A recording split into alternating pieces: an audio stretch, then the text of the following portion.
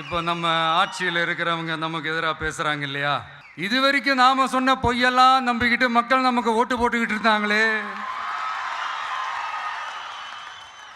ஆனால் இப்போ இவன் சொல்கிறதெல்லாம் பார்த்தா மக்கள் மனசுக்கு ரொம்ப நெருக்கமாக வேறு இருக்குது. அதுவே நமக்கு ஒரு பெரிய நெருக்கடியாகவும் இருக்குது. இவனை என்ன பண்ணலாம், என்ன செய்யலாம், எப்படி இவனை இது பண்ணலாம், க்ளோஸ் பண்ணலாம்.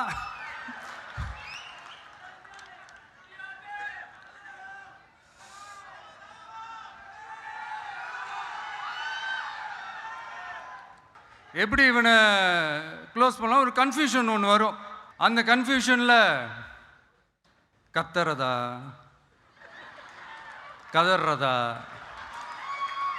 என்ன பண்ணுறதுன்னு தெரியாமல் வர்றவன் போகிறவன்லாம் கட்சி ஆரம்பிக்கிறான்னு சொல்லி இப்படி ஏதாவது பேச ஆரம்பிப்பாங்க. இப்போ நம்ம ஆட்சியில் இருக்கிறவங்க நமக்கு எதிராக பேசுகிறாங்க இல்லையா? அந்த மாதிரி இப்படிப்பட்ட ஒரு அரசியல் காலத்தில் கொஞ்சம் கூட ஒரு பயம் இல்லாமல், ஒரு பதட்டம் இல்லாமல், வர்ற எதிர்ப்புகள் எல்லாத்தையும் சும்மா லெஃப்ட் ஹேண்டில் டீல் பண்ணிக்கிட்டு